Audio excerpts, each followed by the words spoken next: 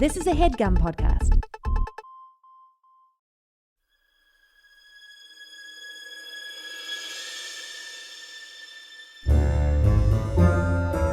Oh, yeah. Welcome to A Funny Feeling Podcast. I'm Betsy Sidaro. And I'm Marcy Jarrow. This is a podcast where comedians tell us their paranormal experiences, and we listen to yours as well. Oh, yeah. And if you have one of these paranormal experiences that you want to share with us, please email it to us at funnyfeelingpod@gmail.com. Now get cozy. And prepare yourself to be scared silly. This is a Funny Feeling podcast. Betsy. Marcy. What's going on, dude? Just ready to get scared. Always ready for fear. Permanently ready to be scared. Yeah, we were just talking about how we're watching Unsolved Mysteries. Oh, it's so good. It's on Netflix right now. It's new and it's awesome. Yeah, I really like it. The one, what is it? The House of Terror? Oh. The Parisian one? Or not Parisian. It was in... Is it in... It was in somewhere that starts with an N. Yes. Something like that. Whatever. That blew my mind. It is crazy, guys. It's great. It's really good. Check it out. Check it. Check. Call if you have any info. Call us if you have any info. Call us if you have any info, and then we'll just yell it out the window. I'll post Betsy's phone number in our Instagram. Call me. Please call me anytime. I will not answer it. I will not answer unknown numbers. Call me. Woo. I have on my phone for weeks and weeks like voicemails. Not only will I not answer the phone, I won't listen to the voicemail either. Oh shit, Marcy, you gotta listen to that voicemail. No, dude, don't be acting. Don't you dare. Don't do it. No. What? You gotta know what they left. No, I don't. They shouldn't. Then just bank on them being like, oh, they'll text me or call me again. Honestly, what's important right now, guys, is just survival. That's all that matters. That's true. That is true. That's very if true. we have a planned call, it's fine, but you cannot be shocking me with a phone call. Shocking! Isn't it so wild how it is now? Like, kind of rare to get a phone call. Yeah, it's disturbing. It freaks me out, man. Although we should be doing it more because I hate texting people all day. Like, yeah. It would be nice to be like, oh, I had like an hour-long conversation with a friend. Yeah. That is nice. That would be nice. I've been trying to just drunk FaceTime people more this quarantine, and it's been fun. That's fun. Just as a fun little surprise, you know. Just okay. Well, if it was you, I would answer. Thank you. Maybe. I would not answer you. I know. That's why I just pop up at your bedroom window.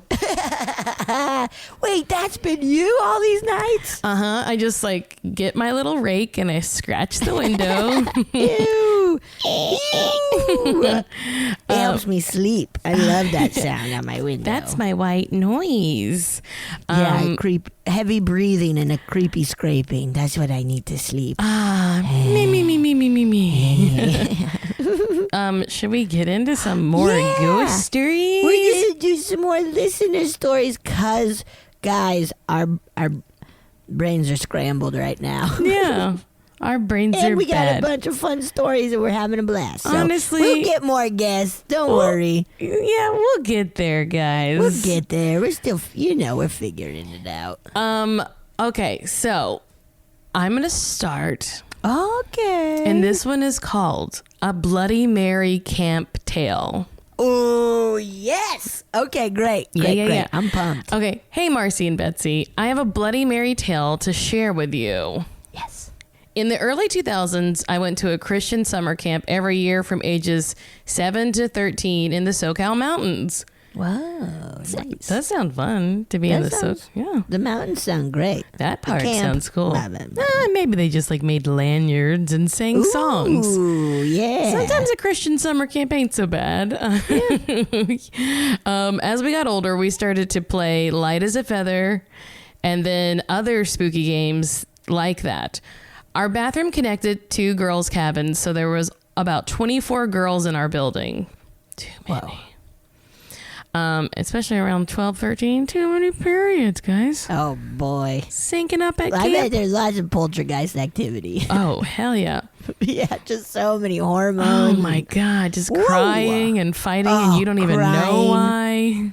Crying. Deciding you hate someone one day. just because it's like, or because like other people are saying it, so you're like, oh yeah, me too. Absolutely. Yeah, and then I don't know if you were like this, but then you go like the extra step of like, I'll go make fun of them really bad. And everybody else is like, we just didn't really like them, and you're like, oh, I liked them, and I still did this. I'm an asshole. I genuinely love them so much, and I hurt them to their face. And I really hurt their feelings trying to impress you guys. Wait, when I got my first period, like, oh my God, I didn't know. You never see it coming because you can't plan for it. You never do. You never do. But a few weeks before I got my period, I decided I hated my best friend. Oh. And I marched up to her at her locker and I said, I'm sorry, I cannot be friends with you anymore. I think we've grown apart. Now I am 12 years old. Isn't that wild? You see it in a movie once and you're like, I understand what that means. Yeah. So maybe like in 7th or it might be 11 or I don't know, but like around that age, maybe 12. So I'm in like 7th grade and I like march up. We cannot be friends anymore. I have grown out. I've outgrown you and blah, blah, blah, blah, blah. And she's crying and I'm like, bye. And then like a week and a half or 2 weeks later, I got my period and I was like, oh, I think that was like hormones. Like it just, Whoa. And I had to be like, I'm so sorry. Man, when I got mine, I lost my shit. I went on like a 2-hour walk just sobbing and I was so scared to tell my parents. Oh, I didn't. And so I then like I wrote them a note because I was bawling and they're like, what the fuck is going on? But it, like saying it, like physically saying it, I couldn't do it and I lost my mind. Oh, I was so sad and I was like, boys aren't, like a lot of my friends were boys. I had both, a lot of boys and girls as friends, but like I was like, the boys aren't gonna want to hang out with me now. And my parents are like, you don't have to tell them you got your period. And I was like, but they'll know, man. They'll know. Like I was losing my fucking mind. Oh, that is funny. I was like so excited to get mine. So like you were one of those girls. I was like ready. Like I remember my cousin and I would like sleep with pads on like years before, like when we had sleepovers, or we would be like, let's try to put a tampon in, like that kind of stuff. I was so sad. I was like, I'm a woman now. Nasty. I did not tell my family though. What did you do though? I had an older sister, so I just stole her things. Oh. And then finally she was like, hey, Marcy, if you're going to use my pads, you have to like wrap them up before you put them in the trash can. I was like, I'm not sneaky enough. Shoot. And then she told my mom. My mom was like, why didn't you tell me? And I was like, I don't trust you. Isn't that so weird to just be like, I can't tell my parents this thing that's happening to me. I just didn't think it was their business. Oh man, what a wild time. What a wild chunk of time puberty is. It fucked me up. We're both babies, right? Yeah. Yeah, that's also part of like you kind of like don't have as many like questions because you kind of know from older siblings. Right. So, and then you're like, I don't know. I'm the baby. Okay. Sorry, sidetrack about menstruation. All right. One day we all decided to play Bloody Mary on our free hour. We played a couple rounds, but people were joking around and not taking it seriously because they were scared. Yeah, dude. Fuck yeah. We weeded out all the skeptics and the game got serious. It's underlined. Yes. That would have been me. It would have been like, all right, Betsy, if you can't like take this seriously, you need to just like leave because like things are about to get real. I would have been the one joking around and then be like, okay. Yeah. Okay. Let's make it real. Let's go. I was like the unofficial like boss of all my girl groups. Marcy, that makes sense. That totally makes sense. You know, not that like I was most trusted, but I was definitely most vocal. Yeah. This girl, Michaela, was the one standing at the mirror. She was going to be the one to call Bloody Mary. Another girl turned off the lights and Michaela started to say, Bloody Mary, Bloody Mary, Bloody Mary. All of a sudden, these high-pitched screams started, and it got so loud, I couldn't distinguish what was going on. Someone opened the door to run out, and a little light came into the bathroom. That's when I saw Michaela standing by the mirror, covered in blood. No. She'd been scratched so bad on her face and back that she had to be taken to the nurse's office. Other girls had similar scratches and said they were attacked by Bloody Mary, but I didn't have anything happen to me. Michaela couldn't swim in the lake or pool for the rest of camp because her scratches were so deep. Ew. We never got questioned for what happened or what we were doing, but we were all scared to take a shower in the bathroom after that. We would try to use bathrooms and showers elsewhere because we thought for sure we'd curse this cabin with Bloody Mary. Whoa. This scared the absolute shit out of me that I had anxiety going into public bathrooms alone or when someone turned the lights off when I was in the shower for years.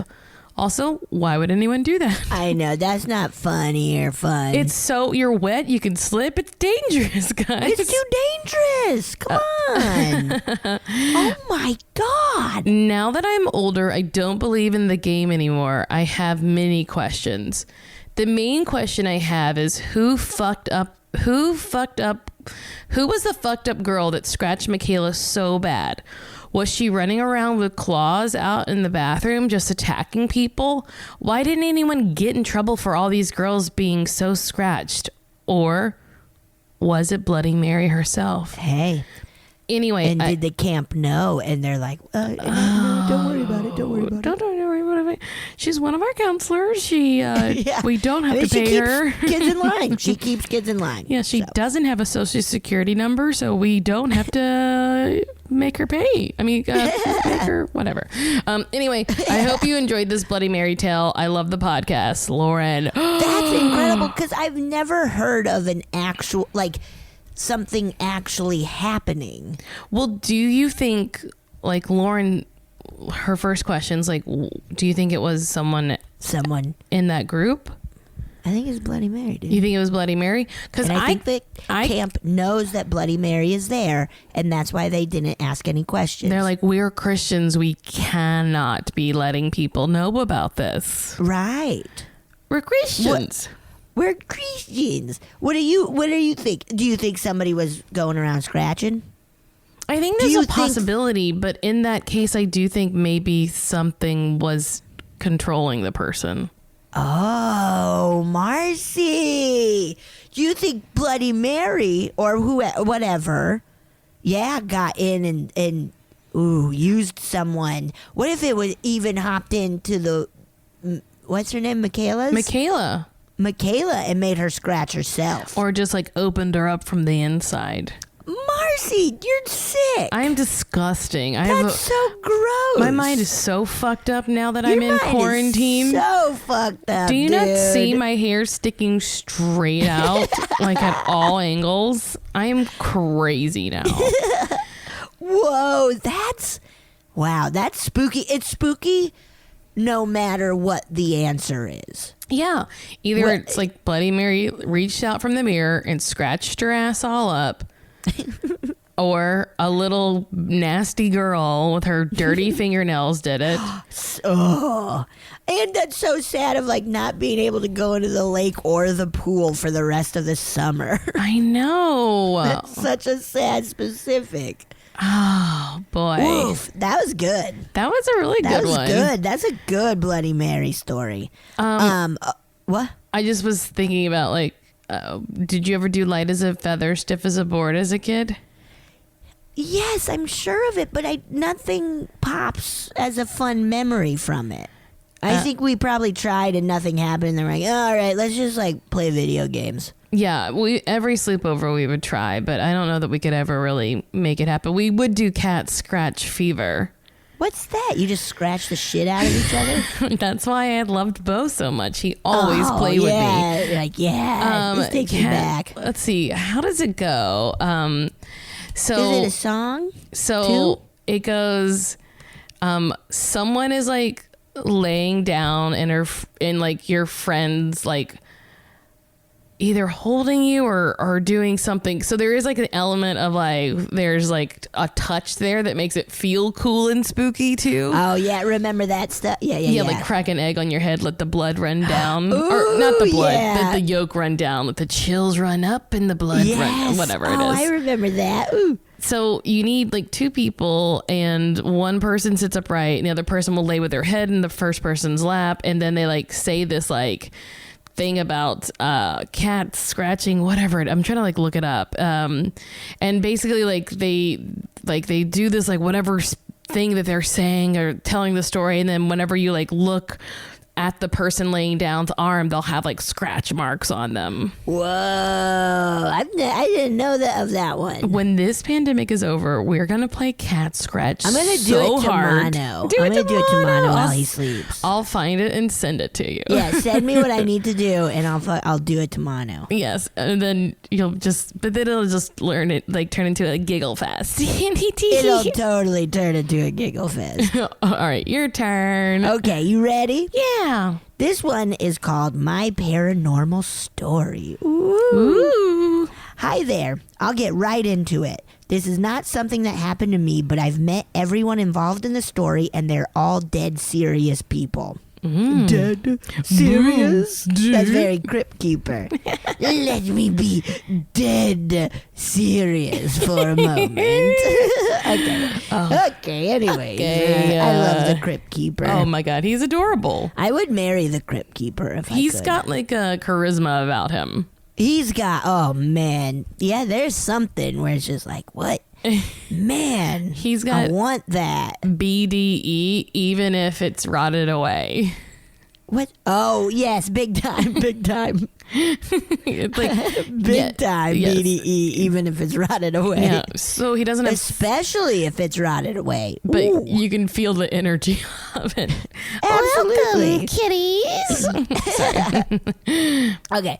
I went to a tiny Christian college in Central California and roomed with a fair share of very religious people. My last roommate came from a family of extremely charismatic, speaking in tongues, pushing away demons for the uninitiated sect of the church. His grandparents, in particular, were known as spiritual people who cleansed their neighbors' houses after they moved. They were also the people you go to in any spiritual crisis in their small town. For the sake of their privacy, I will refer to them as Grandma and Grandpa. Okay, great. One day in the mid-1970s, one of their neighbors called worried about a demon outbreak in the house. That's such a scary set. I mean, especially 2 words. during a pandemic, Demon you're like outbreak. an outbreak of demons. Like, what if? That's awful sounding. Truly. Ugh. That fucked me up. Okay. You haven't even read about what it is yet. I don't even know. Things would be misplaced in the home. The family heard angry whispers. They always felt watched by something malevolent. Grandma and Grandpa went to check it out and immediately sensed the same thing. They told the owners of the house to leave for a couple of days, that they would handle it. Badass, dude. Yeah. Now, Grandma and Grandpa are not demonologists. They were not members of the clergy. They just wanted to help. The family that occupied the infested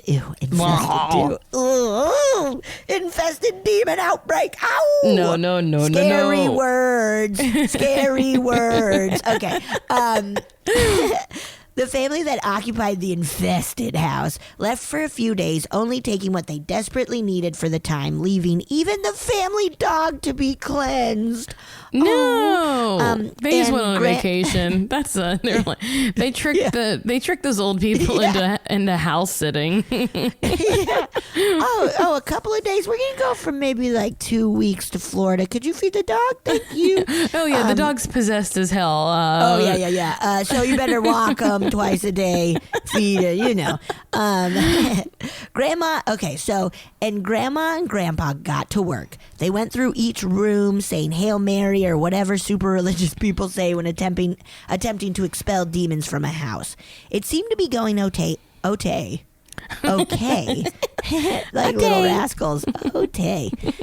It seemed to be going okay until they reached the living room where the dog was pacing. Oh no. As they begin praying for each object in the room, the dog walks up to them and in a gravely inhumane voice says, "You're not welcome here. Get out." What the fuck? Oh, fuck, man. What? Oh. Okay. The dog persisted for a while, and while I have to assume that Grandma and Grandpa were shocked by that, they kept on blessing things, eventually finishing with the house and leaving. Things seemed to return to normal for the family that occupied the house, but the dog was apparently never the same, likely shell-shocked from that trauma. Whoa. A couple disclaimers. I don't know how much stock I take in the religious elements of the story, but I do, rationally or not, totally believe in ghosts and think most of them are bad. Also, as I've said before, I've met these people and had them recount the story for me in person because I didn't believe it. These are stern old people who seem to balk at the idea of humor. P.S. I met Betsy at that bar by Franklin on Friday, and you were very cool. Nice to meet you. Nice to meet you. You know what? This is from 2 years ago. She's changed a lot. Oh, that's so nice. Thank you. Oh boy, I don't like that dog part of it. Incredible. That is so fucking scary. I hate it. A dog. I hate it. With a creepy voice, not a like, oh. Also, I don't like that it was traumatized. I know, that's fucking sad. Yeah. Now, what do you think about what this person was saying about not taking stock in the religious elements of the story? What does that mean? Like saying that even if the house was haunted by demons, that the religious part they didn't seem to believe in. Oh, okay. I think that's fine. I mean, I think it's fine, but I do think, I don't know that it needs to be a specific religion thing, but I do think calling on protective in whatever way that means, and benevolent, entities is helpful. And I think that they understand, even if we're not calling them by the name or whatever, that they're like, oh, we get it, Yeah, like you put out that energy or whatever. All energy. Yeah, it's yeah, I get that of no matter what you believe, this is all the same type of energy. Yeah, because you could transpose the majority of religions onto each other and find similarities, whether it be the saints and angels of Catholicism overlapping to Hindu gods. that like Yeah. that like it's like we have a patron saint, a blah blah blah, and they have a god's name who I can't think of anyone else. I used to have like a Ganesh in my room, and it's like, oh, Ganesh is the warrior who protects your home, and like we have a saint like like Catholicism has like this saint that like protects, is supposed to protect the homestead. So like those are like maybe the most obvious like ways to map them, but like I'm sure, that somewhere in between there is something more like, I don't know, like neither are correct, but there's something like about it that is general. yeah. I because I feel I've even just over this podcast since we started was very like and just kind of growing up and trying to be a little bit more understand, like I was so anti-religion, and I don't personally like it, but I've been really recently, like not recently but over years, just kind of being like, okay, it helps people, it helps people, and I just hope people are doing what they can and feeling good and whatever. And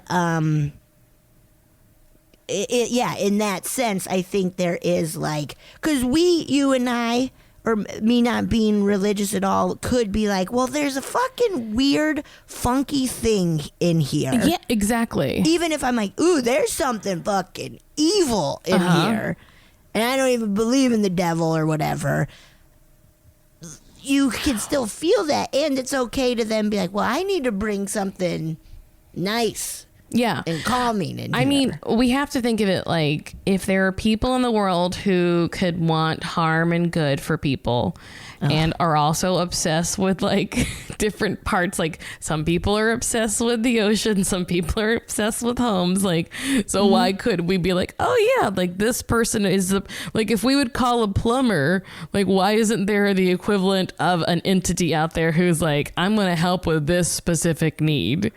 Oh yeah, that's fun. I don't know. Maybe that's too simplistic to think of it that way, but no, I like thinking of it like that. I've never really thought of it. I don't know that I have before. Yeah. But I just am open to the idea that there is more than just us humans walking around having like thoughts and wants. There has to be, right? I mean, that's what there has to be. It has to There's be. too many of these stories, and also it's just fun. It's just fucking fun. I mean, but if we only believe what we see, then why would we like? How would the Santa Claus says, "Have you ever seen $1 million?" No, I haven't, but it exists, right? Is that an example that works? It is for Santa. Although money is just fake, so that's like harder. Money's not real at all, and they've tricked us. They've ruined our lives by making us believe that money is an actual thing when it's truly just paper. But like, even like to like, we've talked about it before, like to be like, I would not know that there is a such thing as an atom because I can't see an atom. Oh, right. Yes. But there are elements and atoms, and like what makes water. It's like we couldn't conceptualize that as a thing because we cannot see it, except for that science explained it to us. And I think the same could be said for like all these little things. I think so. Yeah, because we've talked about this, but like even our brains might even have the capability, but we don't know how to tap into that. Like we don't use that part. Yeah. For whatever reason. An improv teacher when I was in high school who said, when you give someone the answer to something, you take away 1,000 possibilities. Whoa. So like the idea that like we learned that this is how the world works. This is what's red. This is what's blue. Like this is what math is. We've learned that, so we now cannot think of it in different ways. Yeah. That's a bummer, man. Don't go to school, kids. Learning will only ruin bum you out, man. It will only ruin your potential to discover things. Yeah, school will only ruin your potential to discover. Guys, do not do it. Go into oh, trust me, I went and it didn't help none. It didn't help me at all, man. You guys have heard me try to read. Burp, beep, burp. It's literally her job, you guys. Shut up, Marcy. I mean, not for long if she's gonna keep it up like this. All right, I'm gonna read another one. Oh, this is fun. Italian angel / ghost behind my mother-in-law.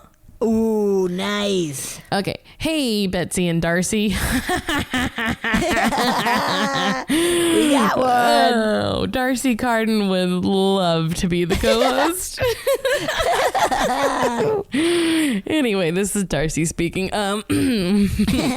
Warning, be prepared to be spooky, to be spooked silly. Okay. My husband, mother-in-law, and I traveled to Italy about 10 years ago. As you can imagine, everything was super old and incredibly amazing. We entered many old, beautiful old churches, and as true tourists do, we started snapping a million pictures. Well, now I can't read, Betsy. What happened now? Hey, man. It's contagious. Okay. You're doing great. Thank you. There were many times when we felt a little eerie, but we shrugged it off to being in an unfamiliar place. My husband and I believe in spiritual energy and ghosts, but we're not religious at all. My mother-in-law, on the other hand, is a strict Catholic. Fast forward, we're home and looking through all of the 1,200 photos we took. Oh, God. Okay. As we're going through each photo, my entire body froze up at this photo my husband took of his mother in one of the old churches. You can see her left profile as she's standing still and taking photos with her camera. I'm the one in the background with a pink top, super cute. Yeah. As clear as day, you can see what appears to be an angel right behind my mother-in-law. Whoa. She was standing still right up against a pew. No one was around her. Some people have dismissed it as a blur or her moving, but she was standing still, and the color of the blur is different from the color of her clothes. Also, I have had people tell me that this must have been the camera. Well, all of the other 1,999 photos didn't have the same kind of blur in them. Whoa. And the angel ghost blur is eerily right behind her only. The rest of the photo is clear. There's a halo above the angel just above the level of her head, which makes me think it's more of an angel. We combed over all the photos, but we weren't able to find anything else that looks remotely close to what we captured in the photo. Check out the attached photo and let me know what you think. Love the podcast and you both so much. Let me send it to you. Send it to me. Send it to you. Send it to me.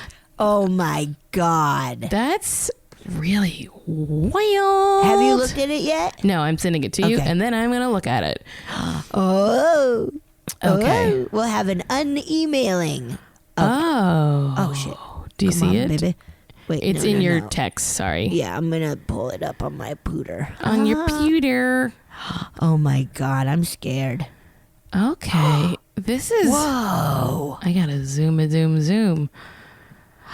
I see what they're talking about with the halo. It does look like someone just walked right behind her. I see a wing. Oh shit, Betsy. I see a wing too. And it's like a classic angel wing. Absolutely. Whoa. Oh my gosh. Because also, yeah, like what would that be with the camera? Yeah. You know? You know?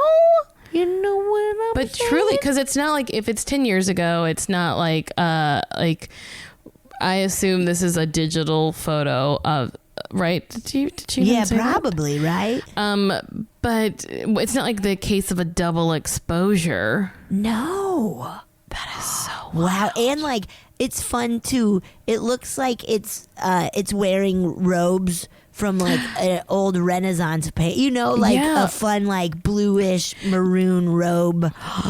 Whoa, that wing, dude. That wing. That fucking wing. That fucking cartoon angel wing. Oh man. Also, I do think they can present, no matter what it may be, it would present in a way that's like, oh, this is what they will understand in this space. I remember you saying that before, of like this idea of guardian angels or spirits or whatever, or spirits in general, of like presenting as they know you will be able to understand, and that blew my damn mind. Yeah, because I like that. For all we know, like, I mean, if they exist without matter in the same way that we do, like they would have to then like just choose what to look like, right? Yeah. Wow. Whoa, that's cool. That is man. very cool. That's cool. And with her mother-in-law being Catholic, Yes. hey, That she's like, oh, give me that's that classic angel look. that's why she gets an angel. That's why she gets an angel. What's yours gonna look like? Wait, did we already have this conversation? Yes, we already had this conversation about like what our guardian did, and Okay. I cannot remember what you said. Maybe I wish I could remember. I don't know. I'll just have to listen to that episode. I guess we'll just have to listen to it again. Okay. Okay. Let's take a quick break. Oh yeah. We are back. We are back. Oh, a FedEx you guy worry, just dropped we are something back. off. Ooh. Frankenstein?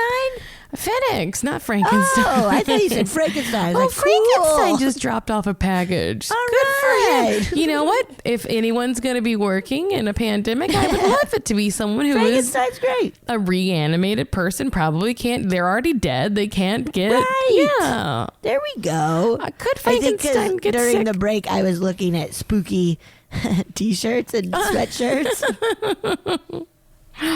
What's the best spooky thing you've watched in this pandy? Best spooky thing, like a new thing. It could be even Or- be just like what has it been? Either let's pick one that's new and one that's comfort, like food. Okay, comfort food is The Changeling. with Oh George C. yes, Scott. yes. I love it. It's so good. Or The Orphanage, El Orfanato.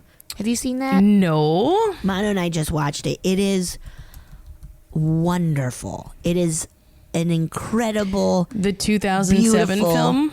Yeah, it's an incredible, beautiful, scary Ew. movie. And we just watched that, and it's always such a joy to watch. And then try to think of new. This one that's like hard for me to want to make other people watch because it's fucking wild, but it was really good, and one of those where I was like, I can't stop thinking about it. Oh wow. And it's this French film called Climax, and it's on It's porn. Amazon It's Prime. a porn. No, listen to me. Okay, so But there's it is- this maid, and she works at a hotel that's very sexy. Sorry. No, but it is it's wild. It has a really rad soundtrack. It's a lot of just like long one shots, like oneers, and like it's about this dance troupe. It's their final night of the season, so they're partying hard. And so like in the middle of the movie, they'll have like these really incredible dance numbers to really cool songs, but then it is a really wild fucking movie. Do you know man. it's based on a true story? It's based on a true story. Whoa. All right. It's nuts. I might have to but watch this. fucking cool. And one of those where like, and Mano and I, we got a little stoned while we were before we watched it, and we're like, let's watch this. Like people are really pumped about this movie, and immediately we're like, oh no. But then, like, I cannot stop thinking about it. that's the kind of movie that, it's funny, like that's how I felt about Uncut Gems, that I was like, this is too intense, and I definitely had nightmares. It's not a horror movie. It is like in a real sense it is a horror, but then I thought about it for like weeks afterwards. Yeah. Like that's been the movie this quarantine that has just stuck with me. I knew you would have a great answer. It's really, and if you're like, I don't want to watch the scary part, you can YouTube like climax opening dance number, and it is so fucking cool. And the song that they dance to is so rad. I've been listening to it all quarantine. Oh. It's really cool. But yeah, it's bonkers. Oh, I gotta check it out. Check it out. Let me know what you think. Let me know. Okay. Okay, you ready for a story? I'm I'm primed, baby. Good. I got one open. The title of it is A Seance, Some Disembodied Voices, and a Chupacabra. That's a lot of shit. Wow! That sounds good. Okay. A Chuper Baba? Choopy Bobby. Babadook. Okay. Hi, Marcy and Betsy. I have a few paranormal stories I thought you all might find interesting. This first story happened when I was a kid about 30 years ago, so I'm fuzzy on all the details, but here goes. My brother's first wife was really into tarot cards and all kinds of supernatural stuff, so one night she and my brother decided to have a seance at their place. I was about 11 years old, and my sister and her boyfriend, who were also there, were teenagers. It started out like the typical seances you see in movies where you were all sitting around a table holding hands in a candlelit room. Cute. Ooh, the table would shake and we'd hear knocking sounds and wind chimes whenever my sister-in-law asked for signs from the spirits. Oh, wow. Towards the end of the night, my sister's hand started shaking uncontrollably, and when we gave her some paper and a pen, this is like the changeling, she started writing a note from our dead father with her left hand, though she was right-handed. Oh my God. After that, we all looked up at a large mirror hanging on the living room wall that was opposite the kitchen table we were all sitting at, and saw the shadow of a man coming closer and closer to us as if he was about to walk out of the mirror into the living room. I have so many fucking chills right now. Oh, my pants came full with poo-poo. It eventually disappeared. My brother freaked out and stopped the seance and admitted that he and his wife had staged a lot of this stuff to mess with us, including tying a string from his ankle to the wind chimes outside and banging the tables from underneath. Shithead. But there was no way he could have made the shadow figure in the mirror that we all saw. Ah, what a fun brother. They lived in a very small trailer, and we were all sitting down at the table when it happened, so there could not have been anyone else in the trailer, and it couldn't have been any of us. I like to think that it was my father in the mirror who died in a car accident when I was 2 years old. I had brought his Bible to the seance. In the note my sister wrote, he said he was watching us and was proud of us. Oh. Side note, my dad was apparently a total believer in Ouija boards, and my sister and I played with his all the time when we were kids after he died, and nothing spooky ever happened. Probably for the best. Yeah. Oh, even this couple's pretty fun. Okay. Another story I have is sort of like the creepypasta you all discussed a while ago, but really happened to me and my mom. Creepypasta. Yum, yum, yum, yum. Yum, yum, yum. Give me some more bowls of that creepypasta, baby. That did make me hungry. Something's wrong with me. I want some fucking cheesy pasta. Yeah. Ooh. Yeah, replace that R and P with an H and an S, baby. C. P. Never mind. Okay. Excuse me. God bless you. Thank you. So I'm the youngest child, so throughout high school and college, it was just me and my mom at home most of the time. Our house is a single-story ranch with the kitchen on one end of the house and the bedrooms on the opposite end. Several times back then, I swore I heard my mom, or at least a woman's voice, calling my name from the kitchen while I was in my bedroom. But when I came to see what she wanted, my mom swore she hadn't called for me. There was also times when she'd come to ask what I wanted because she heard me say mom when I absolutely hadn't called for her. It was kind of spooky, but our house was built new for us and no one else had ever lived there, so we think it was either my mom's deceased mother or grandmother. It's never happened since I became an adult and moved out.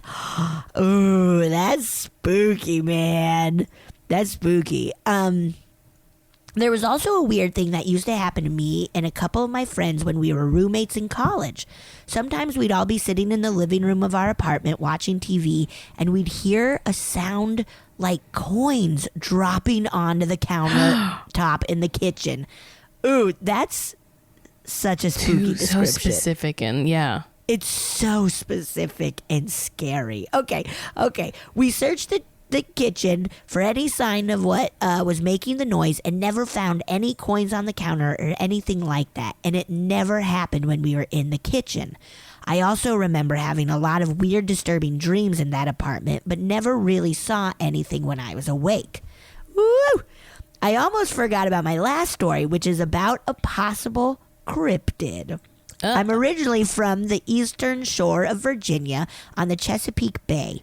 Once, when I was living there as an adult, I was driving down the highway when I saw a very strange creature hopping around the ditch on my side of the road. I think this was around mid-morning on a Sunday day, so I saw it clear on a sunny day. Sunny day, not a Sunday. A sunny day. Betsy, you idiot. Yeah, stoop. At first, I thought it was a baby kangaroo because it was light and brown and possibly hairless, probably about the size of a malnourished 20-pound dog, but was hopping on its long back legs and had small front legs that it held up to its chest like a T-Rex. I told my friend about it, and she said it was the Eastern Shore chupacabra and that a good friend of her husband had also seen it. It was probably a deformed dog or rabid raccoon, but it scared the shit out of me because it was so unnatural. I thought about calling animal control when I first saw it, but they probably wouldn't have believed me. Anyway, I love the podcast, and I hope you liked my stories, Tonya. Oh my Tonya, gosh. great stories. Oh, nasty. I'm like looking up the Eastern. Yeah. But it Eastern looks Shore like chupacabra. it looks like it could be a coyote with mange or something. With what? Mange. Oh, okay. But its face is very long and pointy, so you don't know. Oh, I've never seen anything like that. When I lived But in it does look like a coyote. Yeah, like something with like an animal with mange. But it also, if you didn't think that immediately, the only reason I do think that is because there was another incident in New York I'll get to. But it could look like what she's describing though, right? Yeah. So... And we see those dogs, like sometimes you see those poodles like walking upright. Oh yeah, they love to do that. They definitely aren't beaten into learning that trick. Sorry. If a dog can do a complicated trick, someone probably abused it. Mercy. I mean, maybe. Mercy. Maybe they learned by love. But there was the Montauk Monster, and it was this creature that washed ashore in Montauk out in Long Island, and you could even look it up. It looks just, it's like this. It looks like like some kind of. I feel I remember seeing this. So people were like, "What is this thing? It looks insane. It's like this bloated. It looks like some kind of like gargoyle sort of thing, you know." Yeah, Montauk Monster. Yeah, Montauk monster. Yeah, I remember seeing this. Oh. And people were like, what the fuck is it? And I think because it like almost has like an underbite. No, overbite. Yes. Is that what it's called when you have your lower teeth further out? I think an underbite? I don't know. Underbite? Yes, an underbite. You're right. So, but I think they decided that it was probably a raccoon that had been like decomposed or something. Oh. Oof, those pictures are haunting. It's disgusting. Maybe I'll post it.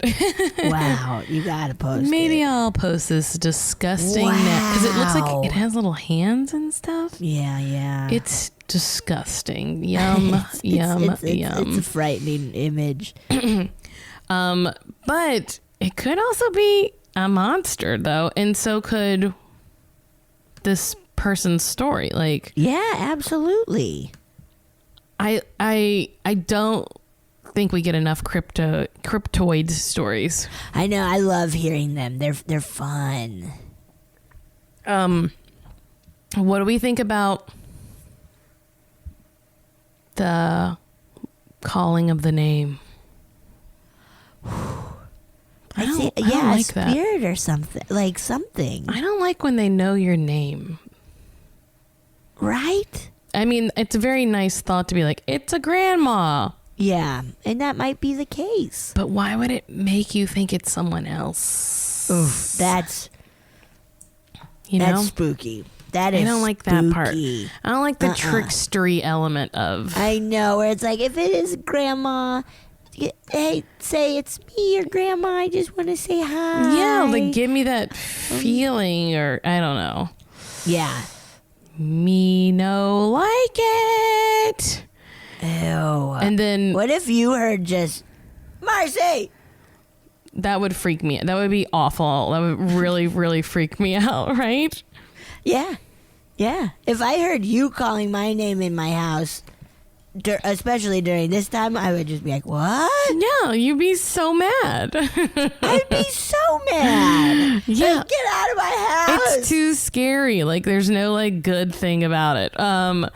Also, I love the seance story a lot too. I love that. That's so cute. Like tying. I mean, first of all, spooky. Yes. As shit. Absolutely. In the description, like, ooh, the description of everything was so good. Oh, yeah. And so scary. But that description of the like shadow in the mirror getting closer and closer is so fucking creepy. And then I just love brother and sister-in-law, like brother tying ankle to the window. I know. That's so cute. Even though it's like, oh, it's like, oh, you're playing a trick, but it's also like sort of sweet too, right? It's fun. Yeah. Because I'm sure if they had freaked out too much, they would have been like, we were doing it. But also how fun to think like, and then we did a seance one time and did it. I don't know. I've always loved that. Like, yeah. I also feel like there's a possibility that like the whatever it was like, I know what you're doing and I'm going to get you good. Absolutely. I'm going to get you so good. I think that's fun. You think you're scaring an 11-year-old? I'm going to scare you. all of you. I think that's fun too. I'm getting your ass. I think that's very fun. Oh, yeah. Nasty little monsters. Nasty little monster. All right. Should I read another one? Yes. Okay. This one is entitled, Maybe Grew Up in a Haunted House. Whoa. Or some could say that I'm still a child. That was me. That was my commentary. I'm sorry. It wasn't funny, and I'm going to go to sleep now. Wait, do it again. Maybe grew up in a haunted house. Or some could say I'm still a child. No? No better? Okay. I liked it better.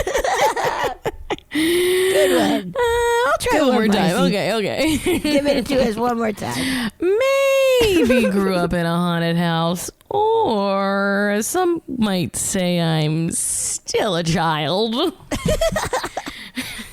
Yeah, it's great. Yeah. Keep it. Keep it. Not editing it out. It's perfect. What if I edited out my own bad jokes? I mean, I feel this. It'd be a short podcast. Would be like 40 seconds long. Just if only mine were edited out, though. If mine were edited out, it would go into like negative time somehow. Yeah, there would not be a podcast. No. All right. Maybe grew up in a haunted house. Or maybe of you're subject. still a child.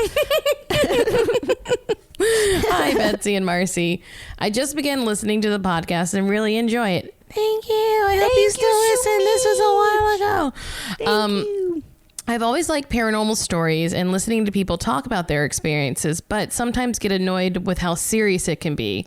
The show is perfect at providing compelling information about paranormal activity, but keeping it light and funny the whole time. Oh, thank you. What if this is just like a letter that is like about what we're doing right? Yeah.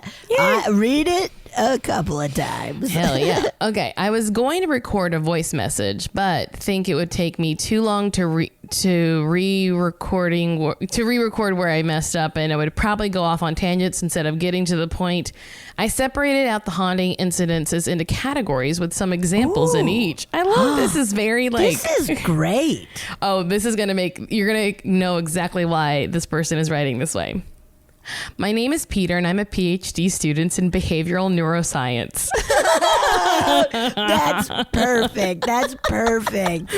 I know this sounds braggy, but I'm hoping it gives me some semblance of credibility. And I grew up in a small town in New Jersey called Flanders. Ned Flanders. Heidi ho. Also brag, dude. That's cool. Yeah. You went to school way longer, although we already said in this episode, going to school will only hurt your brain. And I think, Peter, you should listen to us. Peter, you maybe are dumber than ever. Just kidding. We're Peter. We're smart. We're so smart. I missed half of college from drinking. Oh, yeah, man. Oh, boy. That's another story. Okay. That's another podcast. There's another podcast called Things I Regret, but do remember. The activity I'll describe took place from when we moved there. I was about 5 through my teenage years when I stopped noticing anything strange. I was raised Roman Catholic. Ever heard of it? Mm-hmm. Heard of it. So you can check that box, but not very strict. My mom, brother, and I have stronger beliefs in the haunting than my dad does, but he does agree at least one incident cannot be explained. Except for a few times, I was never that afraid to be in the house. It did not feel like a constant presence was around you. Just some weird shit happened every once in a while. Whoa. Okay. The house. Ooh, yeah. The house was fairly new, built in the 1980s, and was the first in a development. It was a 4-bedroom house with a half-finished basement and unfinished attics. Attics? Hello? Attics. And a basement. My gosh. Top, Too bottom. spooky. Just put every spooky thing. And every room had a nasty wardrobe. And a little rocking horse and some dolls. No one ever died in the house. I think we were the second or third family to live in it. Interestingly, though, the land the development was built on was a farm, and where my house was built was the same place. It was the same piece of land the original farmhouse was on. Okay, there are woods all go. behind my house where we would explore, and I found many pieces of old houses' foundation and brick thrown around. There's also an unmarked burial ground across the street from the development. That's very strange. It's a fenced-off square of land that is overgrown with trees and little signs saying which family is buried there. Oh. Whoa. Is that sweet or scary? I don't know. Depending on what happened. Yeah, that's true. Missing / appearing objects. For a lot of my childhood, small objects would go missing, like a video game or charger.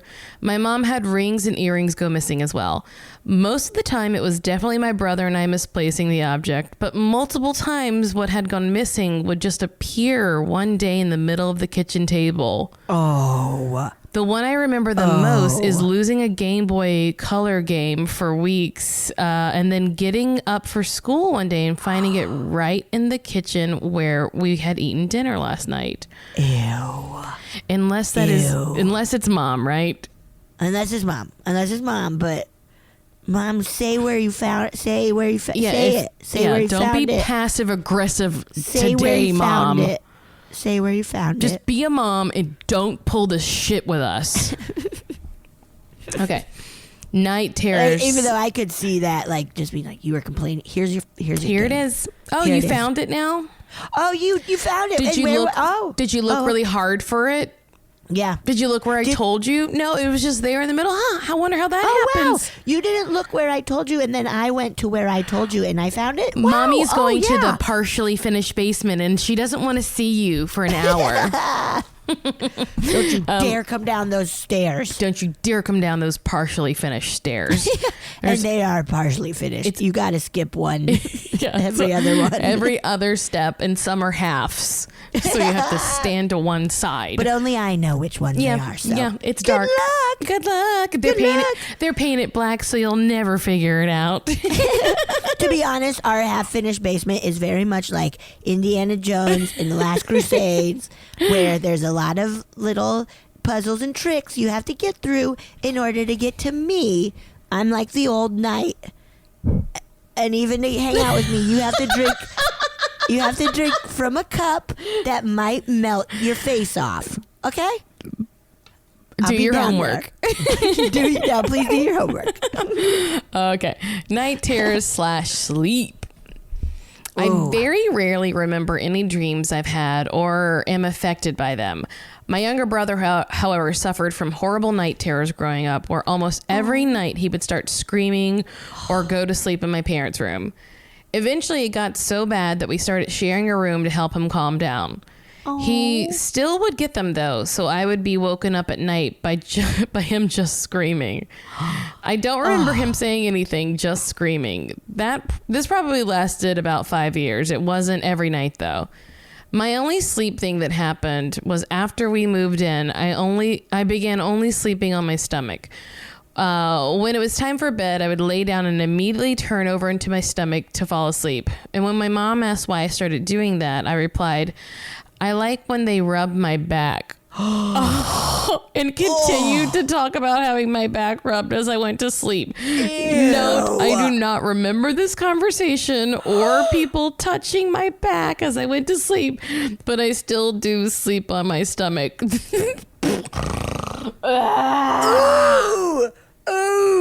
I like when they rub my back. That is...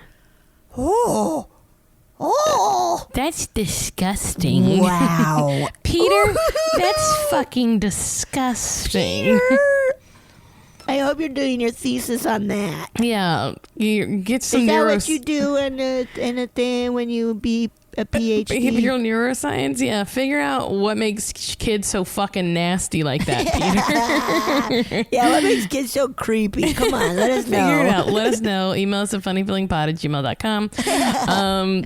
Basement. Okay. Most of the basement was finished, and we used it as a playroom / TV room. There was a door on one wall that led to the unfinished part where the hot water heater / furnace and other storage boxes were. This door hit against the door frame, so you really had to pull it to open and close it, which would also make a noise of the wood scraping. Many times growing up, I or somebody else would go down to the basement and this door would be wide open. We always closed it after going in, and no one in the basement or the first floor ever heard the door opening. The craziest story, which is the only one my dad admits he can't explain, happened within a month of us moving in. Many boxes were put in the unfinished area, taped shut after we moved in, with things that didn't need to be unpacked right away. My mom went down to the basement to grab something And one of those, sorry. I went down to the and one of, sorry. They lost my place, that's all. Cool, I went down to the basement to grab something, and one of the boxes was completely opened. Then lying next to the open box was my dad's high school yearbook, open to the page with his picture on it. No, I was 5 at the time, and my brother was only 1, so neither of us did it. But there is a part of me that thinks it could be all pranks my parents pulled, and then after they die, I'll find a letter explaining it. It was a lifelong joke. That might be more. That That might be more impressive than dealing with ghosts if they pull it off. Yeah, I would love to do that to Mono. I'm gonna start doing that to Mono. I'm gonna start making him think he's haunted, and then leave a long list for when I die. I would love for Peter to dig into why he thinks his parents would pull a prank like that. For his whole life. For his whole life. Okay, shadows. The last thing I'll put in was the scariest incident that happened to me and still gives me chills. I was probably 12 or 13 years old and had just said goodnight to my parents. I went to my room and within 5 minutes of laying in bed, noticed my door open from hearing it. Oh. The entrance to my bedroom had a 3-foot alcove before you. Oh, I get it. Yeah, like a 3-foot alcove before nook. A little nook before you entered the room. So from where my bed was, you couldn't see the hallway or the door itself. Oh. So now that I noticed the door was opening, I look over at the wall and see someone looking around the corner facing me. I can see the outline of their head and shoulders as they are leaning to see into the room. I thought it was my mom checking on me and was about to say goodnight again when the being went back out of the room. At this point, I was convinced it was one of my parents and was so confused I got out of bed to check. The door was completely open, and when I went downstairs to ask my mom, why my mom came into my room, she had no idea what I was talking about. Oh, no. That's when I got extremely creeped out. Many people have told me I had a dream, but there's no way I could have fallen asleep that quickly. I have a few more stories, but I think these are the highlights, and I did not want to make you read an even longer email. From when I was about 15 on, I didn't really notice other paranormal activity and hadn't experienced any since. I hope my story brought you some enjoyment, and I look forward to listening to some more creepy shit. Best, Peter. Peter! That's a lot, really Peter. Good. That's a whole really lot, good. right? Yes. Oh, nasty. Ew. That's so creepy having someone just peer into the room. That is awful. Oh, yes. Awful. Because I feel like, hey, spirit, ghost, whatever, let's commit. Let's go for it. That's right. What do you mean? Like, just enter the room. But what if they were like not a bad thing? They were just like, let's check in to see I know, but can't you do it in a less creepy way? No, they're nastos. Maybe they just didn't think they had been seen yet. They were like, I'm just checking. This is my little house, and I used to live here. Good night. Yeah, maybe. I'd like to think it was nice, but maybe it wasn't. I like that. Wow. Oh, boy.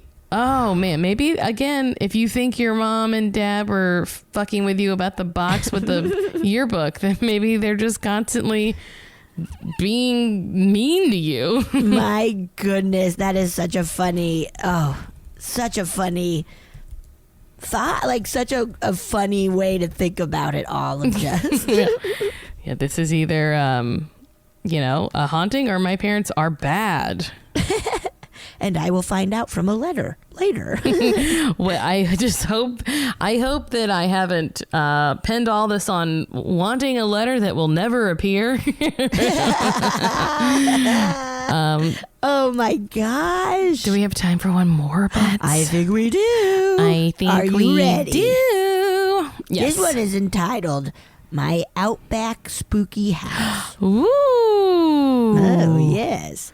Hello, you bootyful ladies. Oh, Big old butts. Big old butts. I recently found out about your podcast when I heard Marcy on one of my favorite podcasts, Lizard People. Oh, hell yeah. Cool. I thought I would share with you. Oh, wait, I'm sorry. Okay, I've been binge listening to your podcast for the last 2 weeks, and I'm loving it. You two are hilariously scary. I love it. Thank you. I thought I would share with you my first scary experience with an energy, if that's okay. No. Fuck off. Of course it is. I was going to send you an audio file, but I love it when you read stories and make fun of the situation. I lost my shit when you were talking about the real life Annabelle doll. Haha. First off, I've been very sensitive of energy ever since I can remember. My mom is very spiritual, and my grandmother and great-grandmother have also experienced the supernatural. Growing up, I would have lots of positive experiences with energy, which I think started off with my kindergarten teacher, showing us how to make balls of energy between our hands. Oh. I would sense the presence of others that weren't there and would never feel scared. But when I was about 15, we moved houses to what I believe was built on Aboriginal tribal land, and that is when I started to become exposed to negative energy. Okay, we always like to blame the native people. Could be anything, though. Could be anything. A few weeks after moving into our new home, whenever I walked down the hallway, I would feel like there was somebody right behind me, and even when I turned around, I could still feel like it was attached to my back. Oh. Whenever my mom and stepdad left to go out for dinner, I would sit on the kitchen bench with my back to the wall, oh my God, holding a knife in my hand. Jesus. I would sit like this for hours until they came home. I could not stand to walk down the hallway to where the bedrooms were because that's where I felt the negative energy was accumulating. At night, I would hear someone walk up and down the hallway. Oh my goodness. I told my mom about this, and she said that she always heard it too. One night, I was laying in my bed and with the lights on, listening to the footsteps when they stopped. No. My sheets were then ripped off the bed. No. But not from the end of the bed, but the side where I was sleeping. Like a magic trick. And I stayed on the bed now. So did all the cups. Me and all the cups and plates and wine and flowers stayed up. I immediately jumped up from my bed and felt something pulling at the bottom of my pajama pants. I ran into my mom's room and jumped underneath the covers with her. I didn't tell her what happened because I didn't know how to really process what just happened. We both laid there for about 10 minutes when my mom asked me if I felt it too. Ew. We could both feel like something was inside of her cupboard and laid there waiting for it to run out at us. Ooh! Nothing happened for the rest of the night, but we were both terrified. Ew. Jesus. Ooh, that's awful. Ooh, if my mom was like, "Can you feel it too?" I would lose my mind. Gosh. I would lose my mind. But then she writes a letter, and so one day you realize she was Remember when I asked if you could feel it too? That was just a bit. Gotcha, bitch. Gotcha. A few weeks later, I was walking down the hallway. It was an L-shaped hallway. When I turned the corner, and there was a lady standing there in a long white dress. That's fucking sick. The dress had a fitted long sleeve top and then an A-line skirt that dropped to the ground with a little frill at the bottom. Her hair was dark and plaited. Yeah, plaited. That's like what braids. What does that mean? Plaited. Braids. That's like called plaiting. Oh, I didn't know that. Mm-hmm. Cool. It's funny because your hair is just full of a bunch of French braids. Yeah. Okay. Her hair was dark and plaited. Oh, cool. I learned a new word. Her hair was dark and plaited on either side, but then was pulled back into a sort of bun. Also, the bottom of her... Oh, my God. Also, the bottom of her jaw was completely ripped off. Oh, Jeez, my Louise, God. come on. I had an overwhelming sense that she was a settler who was killed by aboriginals. I told my mom, who asked some of her friends who practice Hinduism. They told us that we needed to walk around the house with a rock chanting prayers. I waited inside of the house while my mom and 5 other people were chanting around the outside of the house. While I was waiting inside, the whole house started vibrating really fast. Not big shakes, but just fast pulsing. This went on for about 2 to 3 hours. The people buried the rock that they were carrying in the backyard, as well as a number of other crystals at different points in the front and backyard. The bad energy settled down a lot after this, but whenever I drive on that road, I still feel a sense of heaviness deep inside. I have another story that I would love to share with you, but maybe another time. Yeah. Thanks so much for reading. Keep up the amazing work. Love, Britta from Australia. Whoa. Look, I have a different take. I think that lady's the bad person, and it wasn't about the, like, Aboriginal people, like, making it bad. Yeah. I feel like that's some, colonial shit there, right? Yeah, man. Colonizer shit. Colonizing shit. Whoa. That was who was taking the sheets off of her. Like, that's what that shit was about. You know what I mean? The lady? Oh, yeah. Yeah, man. She was like, Yeah. what kind of nightgown are you wearing? Yeah. Snatch. She's like, this isn't all wool. Ew. I only want an all wool sheet nightgown. It doesn't make sense in Australia, but that's what I want. That's what I want. I mean, in the olden days, right? That's all they had. I don't know. When was Australia settled? I have truly no idea. I'll look it up. I don't either. When was Australia? In 1788. Oh. Yeah. That's when it was founded, but it was I think discovered, quote unquote, by white people. Yeah. Yes, exactly. Discovered by white people in the 1520s. Yeah. But that's fucking crazy. You know, I think like we're in an age now of like examining history that we've learned, right? Yes. And I have a friend who's Native, and we've talked about this before, even on the podcast. Jana Schmieding, who was on the podcast, I want to say like 2 years ago, maybe. But like a lot of blame for hauntings gets placed on like Indian burial grounds. And it's not that like, hey, anything could be a cause for a haunting. It's not that it couldn't be, but like, it's sort of unfair to place on the people whose land was stolen that they're the bad ones scaring us now. Oh, yeah. It's not to say that it couldn't be what is happening in some instances, but it really does feel like it is white people. And this is not about this story. This is a huge trope in the genre. So this is not about like shaming anyone who's written in at all. This is a thing about us learning how to reframe what we think this is. And while maybe, you know, like I said, anything could be haunting you, but the instinct to always say this is because it happened on this thing that like these people who were basically like had their land stolen and then were like killed. If I don't know Australia's full like history though, so this really more pertains to the Americas, but like that just sort of feels like villainizing people who were already victims.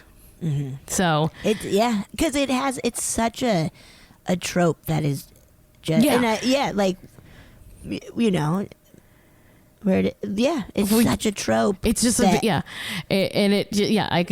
sometimes just feel like and this is all new to me too. I would have never thought of it if my friend Jana didn't like bring it up. It's like that episode was really cool. It's like, oh fuck. Yeah. Yeah.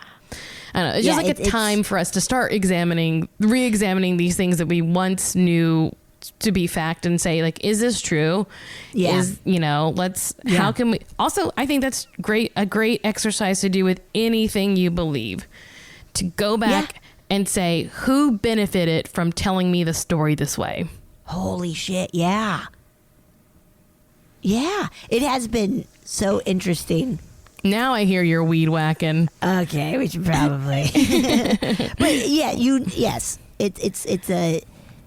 it's been a really big, eye-opening time of like, oh God, oh my God, what have we been doing? Yeah, but and like I said, it doesn't ruin any spooky things. We can just start like being like, you know what would be cool? I think starting to research what happened in that, those spots and be like, what really what is the energy that's left here and why? Yeah. Yeah. Yeah. And then just be like, oh, is it because like one of the things we've never this is becoming a long episode, but a thing that you and I have talked about covering and then decided not to is the La Lurie house in New Orleans. Oh, yes. Yeah. Because it's about torturing slaves, and it doesn't feel like not that we can't discuss it, but it's too sad, it's just and I hope this doesn't sound but it won't be fun. Yeah. Like, I hope that's not too but it will not be fun for anyone. Yeah, it's just being like, oh, trauma. Mm-hmm. And granted, that's always going to be a part of this stuff, but to kind of like pick and choose, what stories we want to explore. I don't know. I don't know what I'm saying other than to be like, it's great to like look at things with new eyes of being like, oh my gosh, so many people have been oppressed and killed for the benefit of white people. And so like to just be like, well, maybe let's just think about why the negative energy is actually there. Right.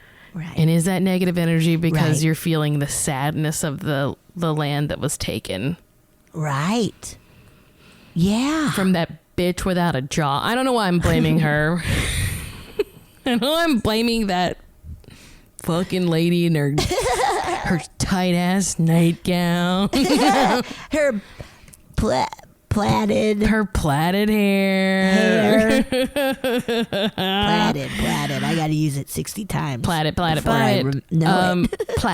Platties. Well, despite my lecture, this was really fun, guys. This was so great. Thank you all so much for sending in your stories. We love them. Yeah. Keep sending them to us. We're gonna, we're still gonna be doing up even when we do get eventually we will get shit together and we'll have some guests on, but send us your stories. You can send us we're still doing, we haven't done some voice memos in a while, but don't not send them to us. We're still getting there. Want them. We do. Remember, keep them under 5 though, please. You can go a little over, but give or take. Send it to us at funnyfeelingpod@gmail.com. Yeah. Thanks so much for listening, guys. Thank you. Bye. Bye-bye. Oh, yeah! Thank you so much for listening to A Funny Feeling. If you have a paranormal experience that you would like to share, please send us a voice memo, or you can email us just a letter at funnyfeelingpod@gmail.com. I'm Marcy. I'm Betsy. And don't shit your pants!